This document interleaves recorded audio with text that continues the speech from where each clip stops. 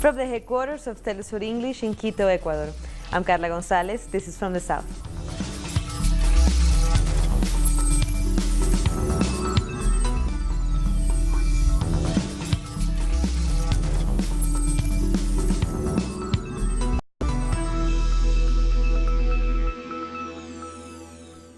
We begin in the United States, where the teachers' strike in Oakland, California is officially over. After 7 days of striking, the Oakland Education Association tweeted that union members approved a new contract deal on Sunday.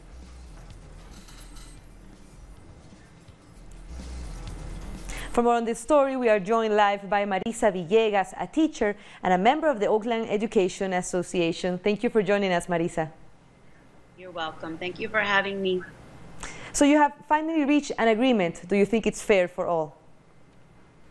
I think it's difficult because no one ever really gets everything that they want in a situation like this. There are concerns on behalf of different stakeholders, but ultimately I think it was definitely a step forward. And it's the beginning of a movement. Really, this is not just about the children and teachers of Oakland. It's really about what's happening in our state and in our country when it comes to funding education and the way in which education is being privatized by corporate companies. Can you tell us more about that situation? Because the Oakland strike wasn't the only one happening. There were a lot of other strikes all over the country. So what is going on? Right. I think this really began as a movement. Teachers in West Virginia, teachers in Arizona, in Oklahoma, other parts of the country began their strikes long before ours. The most recent strike was down in Los Angeles a few weeks back. They were on strike for 6 days. It rained every single day that they were on strike, and they really stuck it out. And in the end, they were also able to get a contract that gave them many gains as well. There are a number of cities in California right now who are also holding or have recently held strike votes and are going to be going on strike soon. And this is why we see that this is really a statewide movement. We understand that there are funds that are being withheld within our individual districts, but there also has to be more funding coming from the statewide level. Now that we have a new governor-elect, Gavin Newsom, we're hoping that we can work with him and also put more pressure where it's needed so that we can get those funds released and we can make sure that our students and teachers have what they need in order to move forward and have an excellent education here in California. And what were those demands that were basically met during these negotiations, or weren't they met? We did get an 11% salary increase over 4 years with a 3% one-time bonus. We have had a decrease in caseloads for psychologists for special ed programs. We've also, trying to think of what else. I wish I had the contract in front of me. I don't. I'm trying to think of the details, but definitely some gains that were much needed. And of course, there's also room for improvement. Not everyone is necessarily feeling that the contract was what they wanted to see, but I do believe that our union leadership and our bargaining team did the best that they could with what they had, ready, and the fight continues. And Marisa, if we compare a little bit about the administrations, both Trump and Obama's administrations, how do you see their policies affecting the educational system and the situation of the teachers in Oakland and across the country? Well, definitely with Betsy DeVos in the position of the head of the Department of Education, it's very problematic because funds are not being placed into public education the way they should be, and instead they're being placed into bringing more privatized and corporate charter schools into our public districts that are siphoning away money from the public schools that need the support. So just as we need more money, students are being taken out of our classrooms, and therefore funds are being taken out of our classrooms and placed into other programs that have not proven to be successful and have not accomplished what they claim that they're going to accomplish with these students. And these are particularly hitting Black and brown communities, which is also very, very problematic and an example of racist policies that are in place. Indeed, it's going to continue to be an issue for teachers as well. But thank you, Marisa, for your time explaining this to us. Right. Thank you That very was much. Marisa Villegas, a teacher from the Oakland, striking teachers, and this story is very important for the U.S. Now let's look at how South Americans are celebrating Carnival. In Brazil, Rio de Janeiro's samba schools were in full swing for Carnival as they paraded in a dazzling display of festivities at the Sambadrome. The competition between samba schools are fierce. A first place result is bragging rights among Rio's mostly poor communities.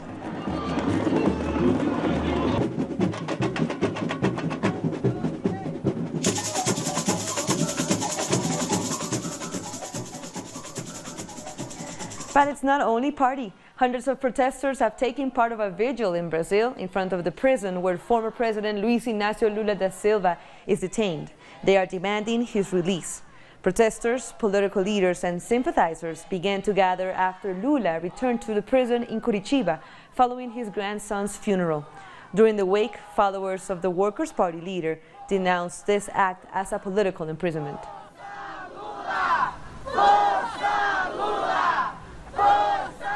And also during Carnival, demonstrations were held in support of Lula in the streets of Belo Horizonte. There were calls for freedom and sovereignty during a pro-Lula celebration.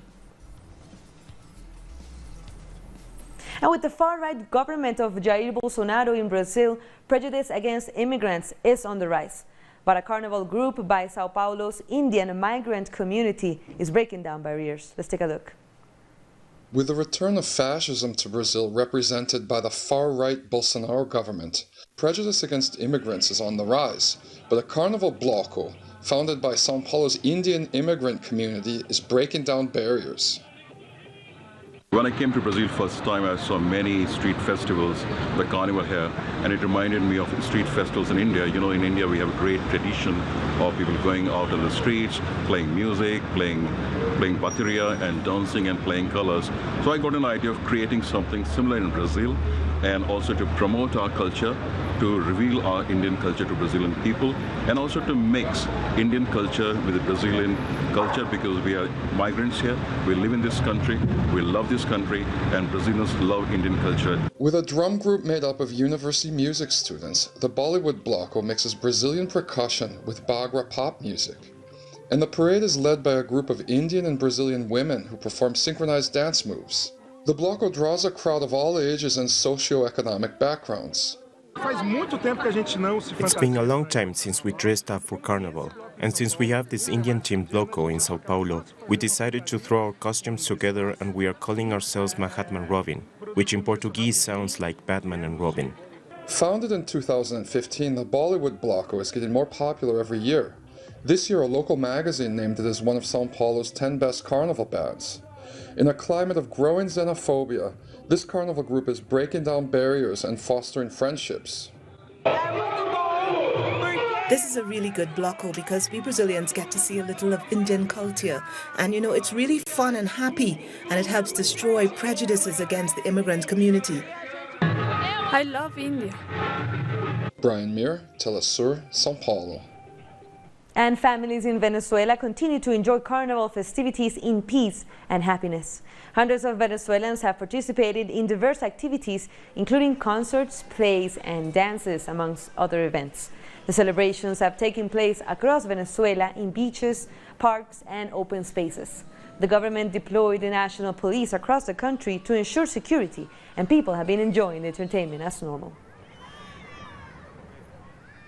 Bolivians took part in an ancient tradition to kick off Carnival, a blessing of the workplace and homes across the country. They ask Mother Earth for protection. Indigenous priests and priestesses led a ritual to commemorate Mother Earth. During the ceremony, they burned incense, while in Aymara they thanked for what the earth has given them, hoping to have more for the rest of the year. What we produce in our territories is celebrated with our culture, our food, our language, music and dances. All of this joy, that expression of joy, is felt when we share our culture. The Chaya, or blessing of the workspaces, is an ancestral tradition. In public and private offices, the ritual took place on Friday. On Tuesday, the ceremony will be held at home with every family member dressed up and having alcohol. Carnival is what unites us, despite our economic and ideological differences. We're a big family. It's our tradition. That's what Bolivia is known for. Let's toast so we can have a good year. During the blessing of the presidential palace, President Evo Morales asked Mother Earth to strengthen the political underway. He also asked for public officers to commit so this request can come true. Todos, todas. All, not only in Bolivia, but international organizations know that we are a better country than before. Why not do more efforts and work more for this? The Chaya, or blessing, launches Carnival celebrations. Here, the biggest expression of this celebration takes place in Oruro, with a parade of thousands of dancers and musicians that lasts for 18 hours. And festivities are also underway in Uruguay. The satirical group Agárrate Catalina portrayed costumes which spoke to political and social issues. The traditional humor and musicality is characteristic of the country's popular theater groups, also known as murgas.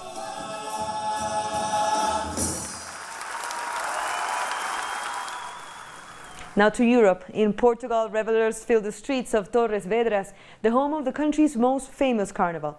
The event features floats with satirical depictions of world-renowned figures, among them US President Donald Trump and North Korean leader Kim Jong-un. And also a figure of Cristiano Ronaldo, the country's most famous sportsman, made an appearance. Men dressed as women, known as matrafonas, were also part of the traditional event. And Carnival has also been in full swing in Venice, Italy, with people dressing up in masks and costumes. It kicked off on February 16 and will last until March 5. This year's theme is Blame the Moon, inspired by the 50th anniversary of the first moon landing.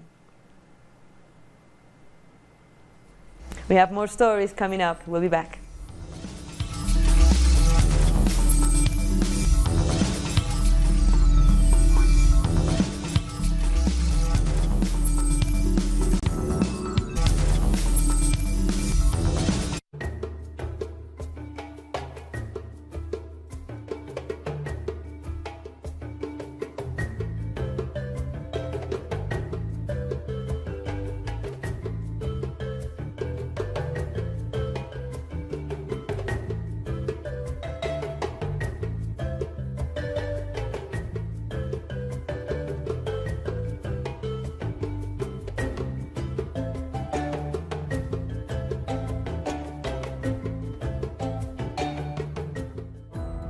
Our actions have an impact on the environment. It's our responsibility to change for the sake of our planet. Let's be part of this transition. Watch, preserve, and protect your Earth. Green Zone. Wednesdays, only on Telesur.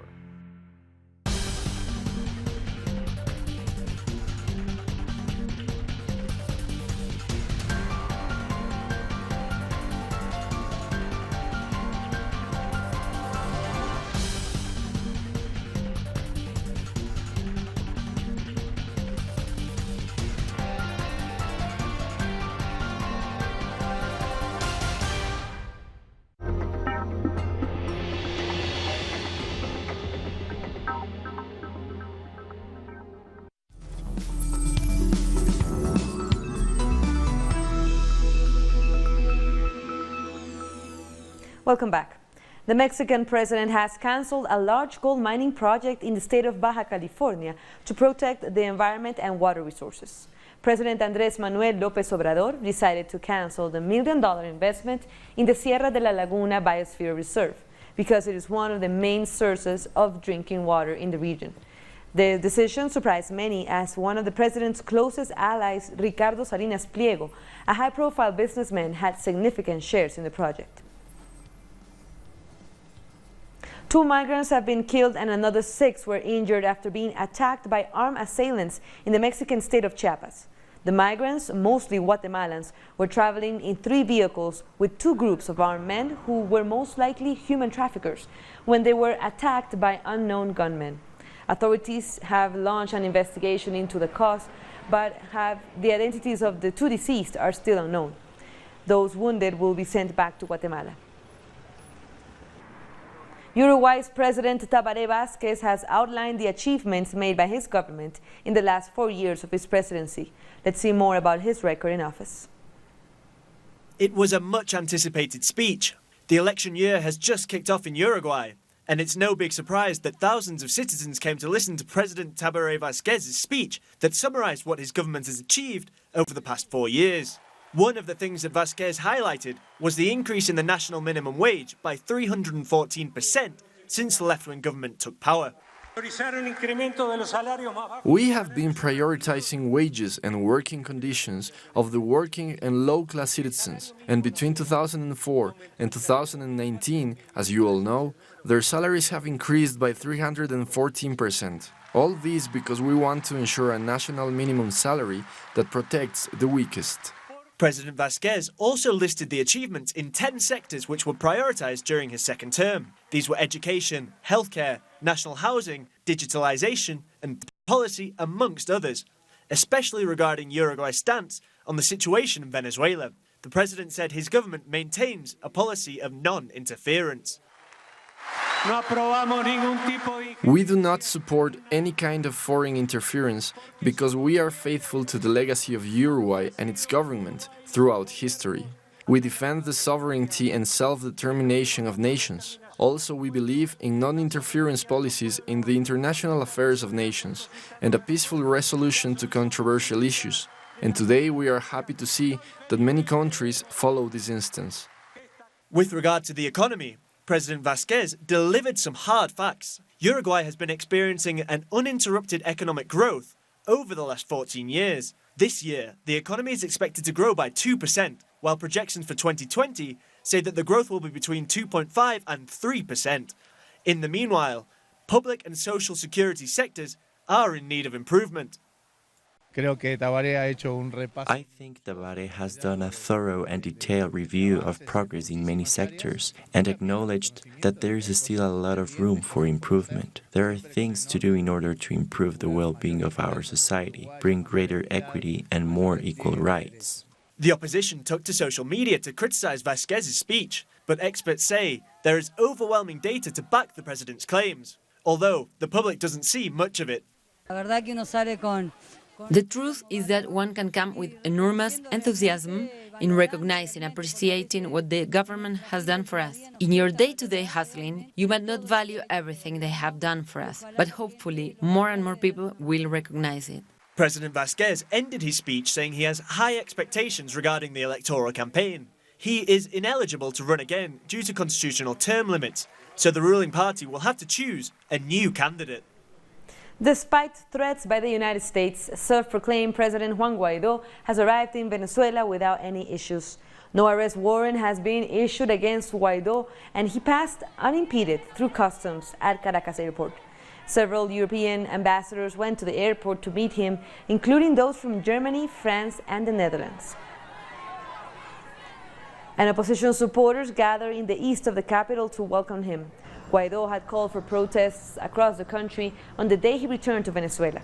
Both U.S. Vice President Mike Pence and the National Security Advisor John Bolton warned of a strong and swift response if any action were taken against the opposition lawmaker.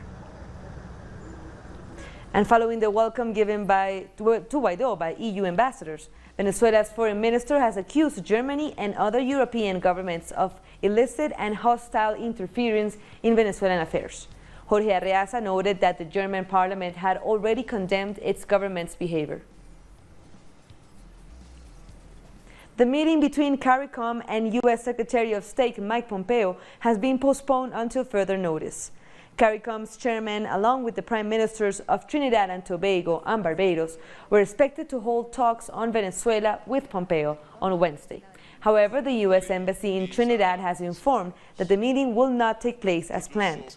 CARICOM leaders say they remain open to meeting with the U.S. as they continue to pursue a peaceful and sustainable outcome for Venezuela. This weekend marked 3 years since the assassination of environmental activist Berta Cáceres in Honduras. Our correspondent in Tegucigalpa, Gilda Silvestrucci, brings us up to date with the case. In the past 3 years, the Honduran government and the judiciary in particular have shown their bias in the judicial process for birth caseras. They haven't called in the family, which own the energy development company. This is something that Berta's family's lawyers have been demanding since the process began. Some progress has been made, as the perpetrators of her killings are in jail, despite not being condemned, but it does mean the case is moving forward. Meanwhile, Berta's family are denouncing irregularities in the case file. They haven't been able to access it throughout these 36 months. Some of the tests put forward by Berta's lawyers have also been rejected by judges. The search for justice in the case of Berta Cáceres' murder continues. That was Gita Silvestrucci from Honduras. We'll take a short break now. Don't go away.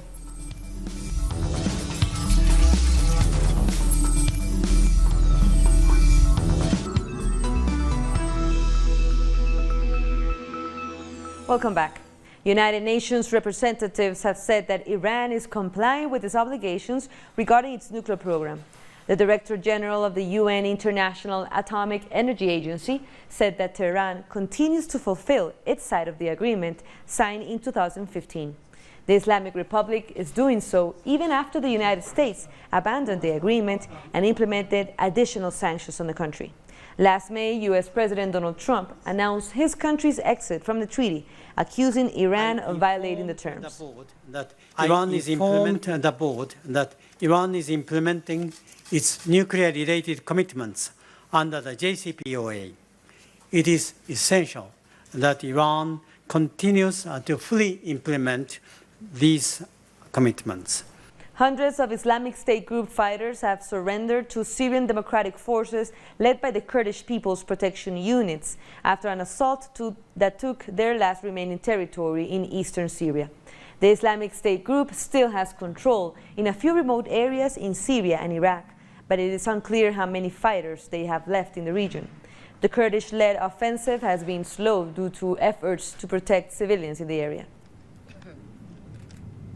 And life has started to return to normal in the disputed region of Kashmir between Pakistan and India after cross-border shelling stopped on Monday. Shops and schools have reopened in Pakistani Kashmir as tensions with India eases. The train service between India and Pakistan has also resumed service. This was suspended on February 3rd due to escalating tensions after 40 Indian soldiers were killed in the disputed region of Kashmir. On the 26th of February, our institutions were shut after India's sudden firing spread fear all over. The people moved to safer places. These 5-6 days were quite scary. This worry was coupled with heavy rain and snow. The people have had a really hard time, and our government has now decided to reopen the institutions. The Arab League Secretary General Ahmed Abul Gheit has said that unrest and instability in some Arab countries has allowed the emergence of terrorist groups in the region. During a joint meeting between Interior and Justice Ministers in Tunis, he said that terrorism remains the most serious threat of all time. These terrorist groups are still able to change their skin and develop their work methods to hit again. And unfortunately, the turmoil and fragmentation of some Arab countries is creating a space for the existence of such bloody groups. In Liberia, the son of former President Ellen Johnson Sirleaf and 2 other senior figures at the central bank are due in court on Monday following a probe into missing banknotes. They were detained hours after investigators dismissed rumors that newly printed notes had gone missing. A report by private consultants raised concerns about the accuracy of the bank's internal records. Sirleaf, the first elected female head of state in Africa, was president for 12 years. Egypt has released an award-winning photojournalist 5 years after his arrest. Mahmoud Abu Said was detained in 2013 while covering a sitting protest where security forces cracked down on supporters of ousted President Mohamed Morsi. As part of his punishment, Abu Said had to spend every night for the next 5 years at a local police station. He was awarded the 2018 UNESCO Press Freedom Prize and says he will continue to work as a photojournalist. A bus with anti-feminist propaganda commissioned by a Spanish right-wing group has been prevented from entering central Barcelona. Young activists from the pro-Catalan independence Arran group stopped the bus on its way to the city center. Hazte Oír, the association responsible for the bus, has been denounced for attacking the dignity, rights and freedom of women. The right wing in Spain has been pushing to remove laws aimed at countering gender violence. That brings us to the end of this news brief, but as you know, this and many other stories, you can read them from our website at telesurenglish.net. And you can also join us on social media on Facebook, Twitter and Instagram. For Telesur English, I'm Carla Gonzalez. Thank you for watching.